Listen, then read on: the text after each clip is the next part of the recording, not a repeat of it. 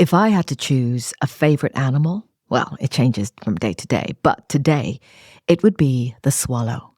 Like me, these birds call both Europe and Africa home. And I like to think, like me, they see the same world from many perspectives.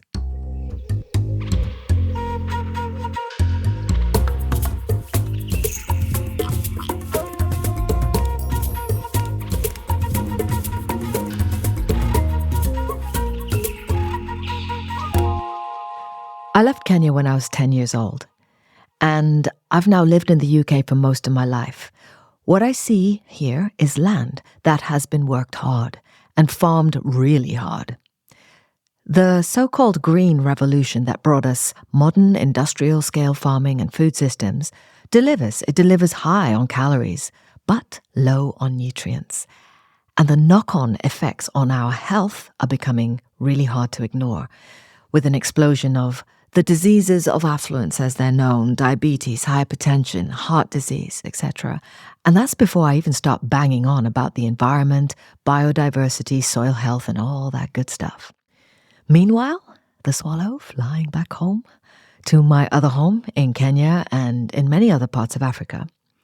Powerful entities, so from international NGOs to big agri-tech business to billionaire philanthropists, are all pushing this same version of progress of modern industrial farming into African food systems with the promise of ending poverty and hunger in Africa. Sounds like a good thing, right? I know, it should be a good thing. But I can't shake off a little feeling like it's like watching a slow-motion train wreck unfolding. Because why keep pushing a food system that has already been proven to be harmful to health, harmful to nutrition, to the environment, and to dignity? And that's not just human dignity, the dignity of the animals that we rear, our livestock. Now, this is a question that was asked by Edie Mukiibi. Edie is a Ugandan agronomist. He's a social entrepreneur. He's a fifth-generation smallholder farmer, and he's also the president of Slow Food International. This is a global grassroots movement of around 100,000 members committed to producing good, nutrient-dense, healthy food that's affordable and good for the environment and has dignity at its heart. Speaking from his farm in Mukono district, close to the shores of Northern Lake Victoria, Eddie's farming a system known as agroforestry. Now just picture the scene. Big, lush, architectural leaves of cassava, of arrowroot, of yams, growing alongside rainbow maize, millet and bananas, all under the dappled shade of fruit trees and medicinal trees.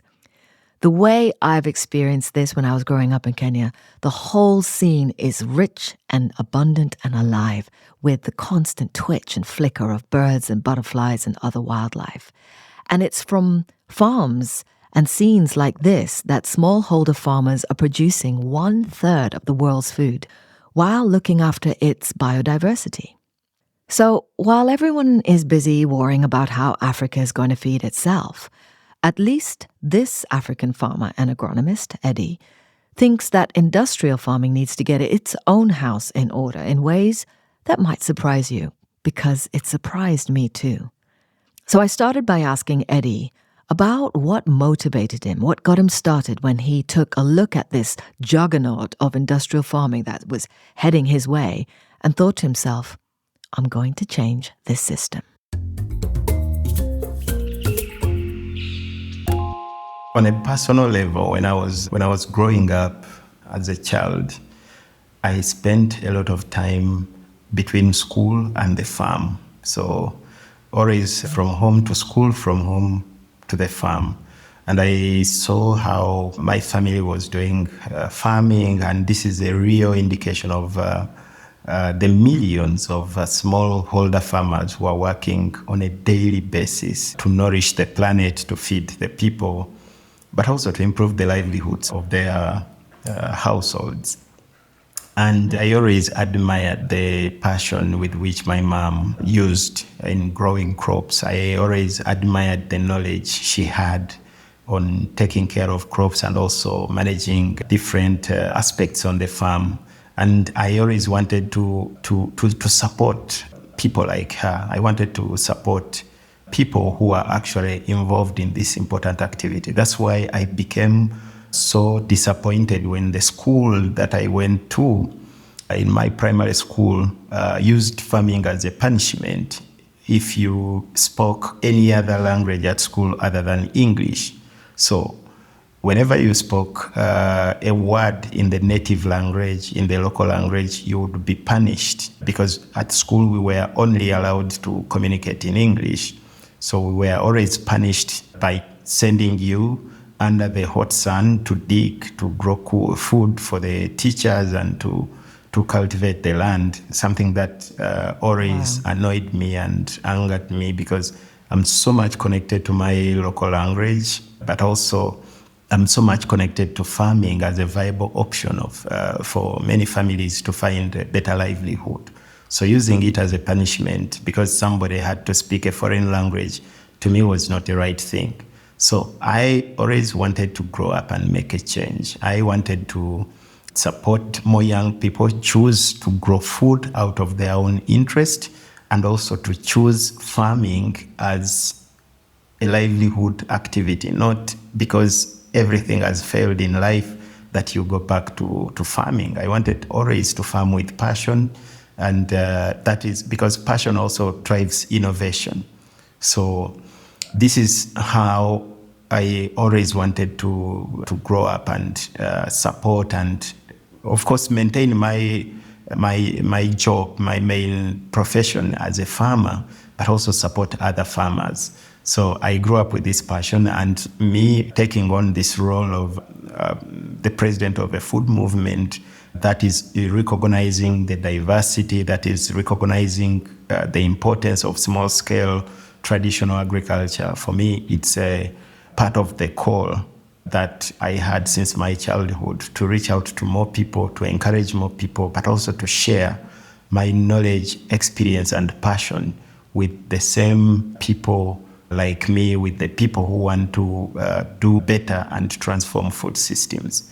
So for me, of course, it's a challenge, but also it's a very big opportunity to share the motivation, to share the knowledge, but also to guide the food movement towards achieving a good, clean, and fair food system. Because people like my mother, they have worked in a system that is imposing a lot of things on them, a system that is pushing them to adopt the already failing industrial system.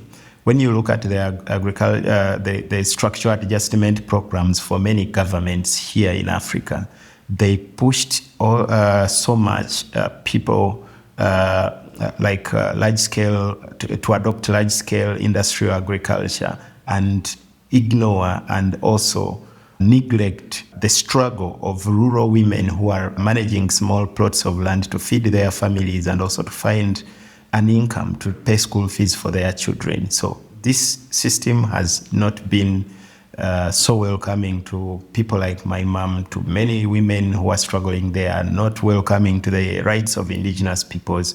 And this is why I always found it important that I put a building block to change this system. And me being in this role today is part of the commitment that I made when I was young to put a very big building block to the transformation on the system. I was just thinking, if only they knew that by angering you as a young boy, this is what they were going to produce. But what I'm interested in is how language can change the way we see the world, right? When you speak in Luganda, how would you describe a lot of these things when you're talking about biodiversity? The language I grew up speaking is Luganda, but language is part of human ecology. So part of most of the things that we do and how we live, they are also inscribed in our language. So in the central part of Uganda, it's where I come from, where I have my family farm. It's a place which is known to grow many different types of crops on the same piece of land. at the same time. So that's why many agricultural scientists describe this place as a banana coffee agroforestry farming system, because agroforestry carries all the other plants and trees that would not be easily described. But the fact is, in Uganda, we have a direct translation to biodiversity, which describes our traditional system. So what is that word then? Is there one word that would describe biodiversity? Yeah, there are actually two words that Which are? describe our biodiversity or best farming system. It's called Enimaye Chintavuli. So the Okay. in real direct translation, it's called like the farming system of growing many things together. So this is because our great grandfathers realized that we live in the tropics, everything is unstable, and also we consider our gardens as a food bank. So you cannot have enough security if you are depending on only one crop. So even that the most dominant crop traditionally grown here in the area where I am is banana.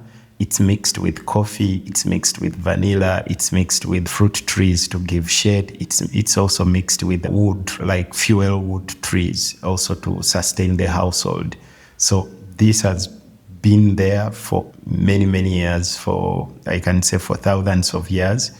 And even before the arrival of English as a common language spoken in Uganda, as an official language to describe things, people could describe in the local language how they are growing or which systems they use to grow their crops. And these are the traditional farming systems of the country. And most of them are based on the interrelationships and the benefits they get from having many different crops on the farm. How does it feel when you're thinking, well, we've got this knowledge, we've got to translate it from the indigenous language into English, and then explain to other people that this works here? Like, what's that process for you, and how does that feel? Many times I get worried because our African traditional farming systems, sometimes they get lost in translation, especially translating from the native or indigenous languages to the foreign languages, and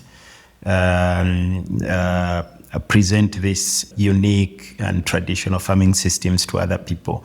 But the beauty is Slow Food is a grassroots movement that recognizes not only the biodiversity of the plants and animals in the food system, but also the diversity of the people. So this is why I find it very important to work every day at a grassroots level to understand how I can work with the communities, as also partly as a farmer, who understand the pain, who understand the challenges, who understand the language and the local area where farmers come from, but also working as a technical person who is an agronomist, who studied agronomy, to make sure that even the local names are recognized, the local food products that are not appearing in many of the scientifically translated materials, they get to be known. And also we preserve not only the biological, but also the cultural diversity. We work to preserve this wealth. Not everything that is left out is not important. There are quite a lot of important people who are being excluded in the food system. There are quite a lot of important people who are being day by day eliminated by exclusive policies on land, on seeds, on ownership and control of genetic materials. So sometimes when scientists come and categorize scientifically a product, they want to own it, but this product already has a local name, a traditional name, and many traditions attached to it. So it's our daily struggle as Slow Food to work with communities to bring this to light and also to recognize this diversity that exists. So I remember So this was before I was even 10 years old. In Nairobi, we would, and I say we, it was my dad actually would, and myself on a Saturday morning, would leave to go to Nairobi City Market. And we would go once a week to buy most of the food that we'd need for the week. The market would be where farmers would arrive early in the morning in pickup trucks full of vegetables of all descriptions. There were places where you'd buy sacks of rice. We'd also get our fish at the market. Then we'd go to a shopping area just near there where we'd go to a butcher. The guy was called Asif. Things like that I remember, such detail, right? Next door was the bakery. We'd get our bread. And by the time we'd do all that, it was lunchtime. I would eat on the way home in the car because I was hungry. And that's how food shopping was for me when I was a kid. And then I remember our first supermarket. It was called Uchumi, the first chain of supermarkets in Kenya. And it was like, we were so impressed. You could buy all these things under one roof. And Uchumi then was taken over. There was Nakumatt. That was an even bigger chain of supermarkets. Nowadays, it's Naivas. I don't know what in Uganda what it is. But how have you seen changes in Uganda? How have you how has that affected you, your family, you as a farmer, your community? I had never seen a supermarket in my life until 2006 when I moved to when I was at the university in Kampala, and I had moved from my home area. I went to the university, and then this is the first time I saw a supermarket. And I lived in Kenya for 3 years, and I used to shop my food in Githurai. I would take a matatu and come to Githurai, buy food from the local market. But then once in a while, I would go to a big supermarket, not to buy food, but to see how and where or what type of food is sold in these supermarkets and where the food is coming from. And I have been doing this in quite many cities where I go. I have been to Ibadan in Nigeria. Many people who change their income, they change, increase their income, they change from buying from the local food markets, and they go and start buying from the supermarkets. And I was wondering what is really pushing them. But I was shocked to learn that most of the food, like vegetables, like dairy products, like animal products, were not actually from within Nigeria. When you go to these big supermarkets, the food sold was from as far as South Africa, was from as far as Germany, Netherlands, and many other parts of the world. These kind of systems undermine the work of smallholder farmers, the work of local food systems, the work of local economies. Even here in Uganda, you go to large supermarkets, you go to the food section, you find potatoes from France, you find potato crisps and chips from Malaysia, and yet Uganda and neighboring Kenya are the biggest producers of potatoes in the country. In many cases, it's a very difficult situation because these supermarkets are also born in the food system that pays no respect to the environment, to the climate, to the local people, and to the dignity of the producers or the farmers in that local area. However, there are also some good food supermarkets that are focusing on developing local value chains and bringing unique products, and also focusing a lot on setting up a large local organic sections. And some of them are actually working to organize small farmers in cooperatives and make sure that they create an opportunity for these farmers. So this is the challenge we still have, but it's still a long way to go. But I totally believe that more advocacy and also more activism for local food systems and bringing more farmers together to understand their role and how important they are in the food system is part of the journey we have to take. Honestly, there's so much to unpack there, but I just want to go back to what you were saying a little bit earlier, because I remember again, a lot of the way I frame and try and understand the world the way it looks now is going back to what I remember as a child. And I remember that change when the way people bought their food changed from going to a market where everyone could bring their produce to going to a supermarket that sort of centralized everything.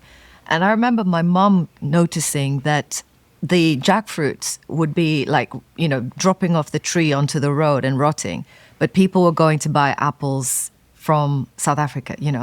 And she always used to find that crazy, that why are we spending money to go and buy food in a shop when you could just go and pick it? And I think part of that is the kind of, like you sort of hinted at it, this sense of like the local markets are viewed as a place where, I think you used the word low class. Whereas what I can tell you here in the UK, if you want to buy food that's grown in a traditional way, it's considered a luxury. So my question is there any way that you can see a pathway to start fostering more value for traditional foods? How can we sort of break this kind of almost like invisible trap of seeing progress as, right, well, I'll be buying my food in a supermarket from now on because I've made more money and I'm going places in life? It's important also looking at my experience working in many African countries. I realized that there is a big paradoxical situation or a paradox that exists between the consumption patterns in the global north and the global south. So talking about Africa here, even in my home country, in Kenya, in Nigeria, in Ghana, in many countries in Africa where I've been, there is a lot of consumption of junk food among people whose income tremendously increased. There is a positive relationship between the increase in income and the consumption of unhealthy foods. So this is the ultra-processed foods. Ultra-processed foods and also less nutritious food. I'll give you an example. In Uganda here, the big fast food chains, they advertise as restaurants for high-class people. So many times when a young person's income, I say young person because 78% of the Ugandan population is below the age of 40. So the largest population is basically young, and the unhealthy consumption food businesses, they're actually targeting this population. So whenever there is an increase in income of a person, they feel like it's time to abandon the local food and go for the exotic fried chicken, chips, and go for dairy products like yogurt, cheese, and milk that is imported from Netherlands. And they believe that this is the food that is like the food from highly industrialized systems. They think that this is the food that matches their class because it is marketed like that. They feel like it's only high-class people who will go to buy food from the supermarket, and when they reach the supermarket, they will check if these potatoes are from Kabale, which is southwestern Uganda, and on the other section, there are potatoes from Nice, from France. They will go for the potatoes from very far away, not even caring if they are loaded with agrochemicals or they have been preserved for so long.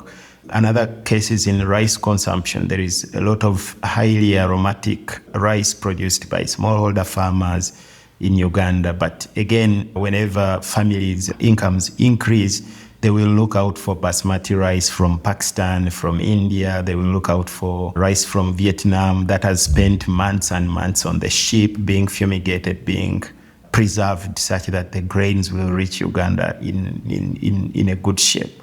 So this is a question of education. This is a question of raising awareness. That is why the cases of overweight and obesity are common among rich and affluent Africans. Unlike in the global north, where the cases of overweight and obesity are among those people who are not economically fortunate enough to purchase high quality, well-balanced and nutritious organic food. So here it's the total opposite. This is a question of attitude. It's a question of education. It's a question of people learning to unlearn what the media, what the persuasive advertisement from the large food corporates are teaching. It's also in the case of in production. the fertilizer and the chemical industries are advertising and say, if you want to be a modern farmer and be recognized by the government as a modern farmer, you should use these chemical products. You should adopt the high-yielding hybrids, which come with a long list of agrochemicals. So that is why we see a steady growth in the use of a steady increase in the use of agrochemicals, in the use of antibiotics. Also, when you look at the government programs, the direct foreign investments, the corporates, the large industrial firms, they want to invest in Africa, and they convince the governments and say, if you want to modernize your agricultural system, embrace the industrial production system like that is found in Europe. We need also not only to educate the consumers, but also to educate the policymakers, to educate the legislators, to understand that this is a recipe for disaster.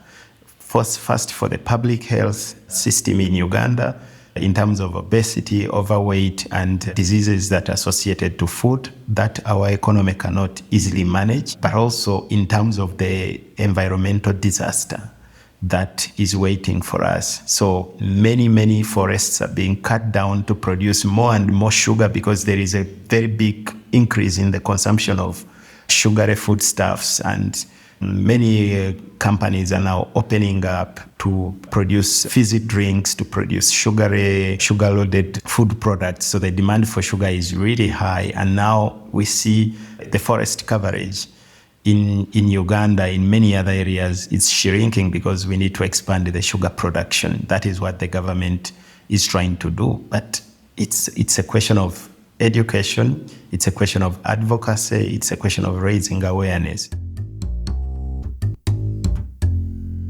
Most of us have woken up to the idea that where and how we spend our money can be our loudest vote. But what about where we keep our money, who we bank with?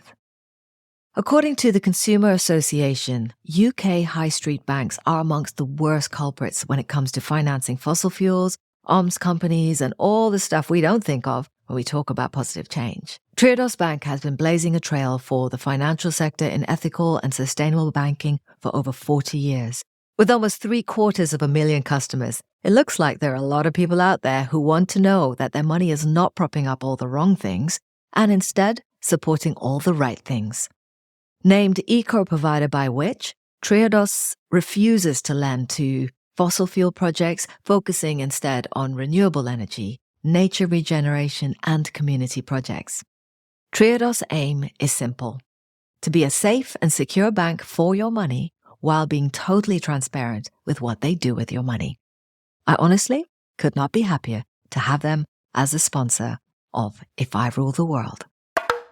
I mean, it's crazy when you talk about sugar production, because in the meantime, here they're introducing sugar taxes. They're trying to think of ways to get people to have less sugar because of the health implications. Yet the production is ramping up.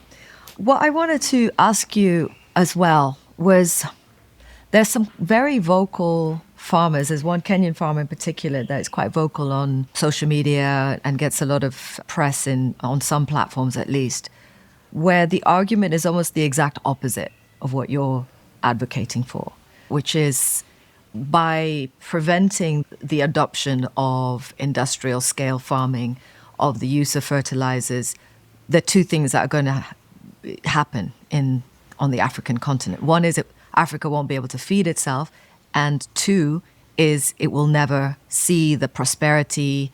People will never live in the kind of comfort that they see in the global north. What would you say to that? That's quite ridiculous, but expected, because a country like Kenya has accepted to be the testing ground for all the policies and work of the corporates in agriculture. And it's very unfortunate to hear this, especially for the neighboring countries. But the fact remains that the industrial system is not meant for Africa. The power of Africa to feed itself is in biodiversity. The one-size-fits-all monocultural system even breeds more and more problems to the African environment. Right now, there is a maize crisis in East Africa, and nobody is saying that this maize crisis is as a result of the failure of the DK maize variety that is being traded all over East Africa, and it's from Kenya. So that is why Kenya is actually has been struggling with hunger, because this variety is failing, and also the companies have failed to release another variety on time. So nobody is talking about this, but those who are, I grow all the corn that my family needs, or the corn we sell, or the maize we sell from the traditional rainbow varieties. And many farmers are now in Uganda adopting these traditional varieties. They may not be as high yielding as the new varieties, but they do not need even to spray against the fall armyworm. They do not need chemicals. They do not need a lot of nutrients. They need to be planted with compost, with organic matter, to give you a very good yield. Mm-hmm. So in creating a dependency of African farmers on foreign and highly controlled inputs is no way going to feed Africa. The power to feed Africa is in the hands of African smallholder farmers, protecting and preserving the diversity. That is the definition of agricultural productivity in Africa. While the Green Revolution defined productivity by the quantity of a single crop yield that you get from the piece of land, the productivity of African agriculture is on the number of species that you have per square unit of land. That is the security African farmers have. We've seen African communities happily feeding themselves and putting food on the market locally to exchange and sell without any of these inputs. But the arrival of these inputs have created more loss of biodiversity, the increase in use of herbicides on coffee farms, on banana farms, on rice farms and corn farms in Africa have led to a disaster in nutrition, because these herbicides are not only targeting the dangerous weeds, but also the vegetables African families forage and feed on to supplement their nutrient needs. So yeah, there is a difference between high production and you record high yields, but this is different from nourishing the communities and nourishing the people of Africa. You're the president of Slow Food International. How do you see the struggle or this work, this advocacy work in other continents and other parts of the world, even in Europe? Like, how do you see that evolving? We can no longer accept as farmers boardroom decisions which are made without the presence of smallholder farmers. But in many cases, when decisions on agriculture are being done, they are done between the agribusiness corporations and the farmers and the companies they support, together with the government. In many cases, they ignore the voice of the farmers. Then we work together with the local governments to work out policies and also implement those policies which have been drafted, but they are lying idle in the shelves. Sometimes it's a deliberate effort by the governments to frustrate good policies and adopt terrible policies. The Crops Act in Kenya, like the Seed Act in Uganda, there are some clauses which actually criminalize local seed systems and pushing farmers to adopt industrialized seed systems, only to be more and more neo-colonialistic and extractive. So these are some of the policies we want to see reviewed, but we always want to see the input of the farmers who are saving local seed biodiversity incorporated into these laws and policies. Many policies in the global north, many laws, regulations in the global north directly affect communities of farmers and how Africa feeds itself and other people in the global south. So we need to find the synergy here. One example is when there is a ban on agrochemicals. There are quite a number of agrochemicals which have been banned in the European Union. And these chemicals, because they can no longer find the market, once a policy or a law is passed in the EU to ban specific agrochemicals, and they can no longer find the market there because of their danger to environment and human health, they find their way to on the African market. You find a lot of them pushed and exported to Africa. Kenya itself is struggling with this problem of the highly hazardous agrochemicals banned in Europe And now they are flocking and filling up the shelves on the Kenyan market. The list has been published recently because Kenyan people are now concerned. After opening up to highly industrialized agriculture, such things start to happen. Oh my gosh. Okay, so Eddie, I'm watching you talk. You're so focused and so, I can hear and sense this determination. On your farm, is there an animal or a tree or, a particular habitat that you find joyful? Yeah, quite many, but the most joyful tree that I love so much is the tree of the African elemi. The indigenous name is Mpafu. Mpafu. Yeah, it's also. And why this tree? When we were young, I remember we could go to work on the farm, but when you get these like olives, the fruits are like olives, we would put them put two olives in each of the cheeks, and then you go to work on the farm, maybe picking coffee or picking beans or planting beans. But by the time you finish working, you don't talk. When you put these two fruits in the mouth, you don't talk, but by the time you finish working, they are very, very soft and they are well cooked. So you eat and throw out the stone and then you put two more. So it was always fun, and I still do that also with my children when we go to the farm. So I love it so much. Those are your favorites. Thank you. And last question, if you rule the world, Eddie, what would you do? If I rule the world, I would stop the destructive industrial and the highly limiting industrial systems. Like in livestock, it's unethical to keep animals in such intensive way.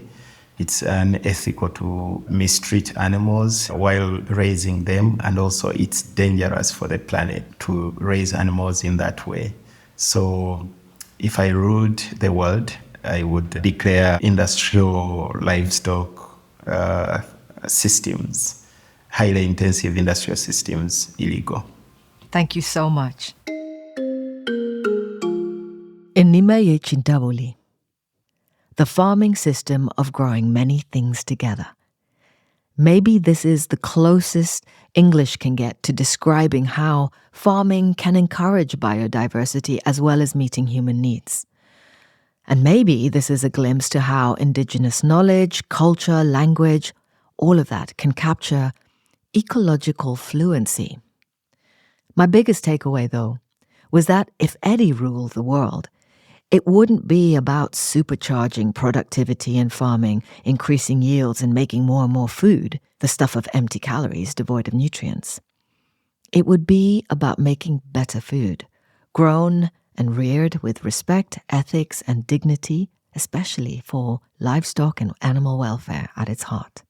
I think it's really telling that above all else, this was his concern.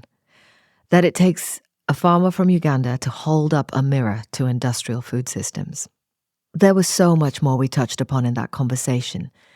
And it made me think about how, in wanting to do this podcast series, I wanted to set out to shine a light on the invisible barriers to positive change, as I call them. Well, this episode revealed an uncomfortable one. Me. Now, I don't fully understand why, but I found myself stopping short of digging deeper into how the reach of big corporations, of powerful entities, of individuals who have accumulated such wealth and influence can make decisions about us without us. This is something that reaches way beyond Africa and food and farming systems and affects every single one of us everywhere.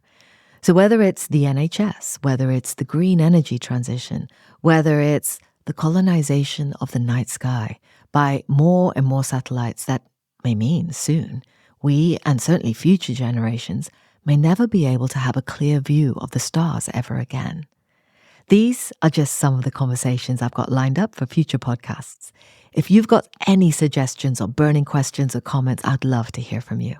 Spotify has a Q&A function that you can use to join the conversation, or you can just email me at podcast@gillianburkevoice.com.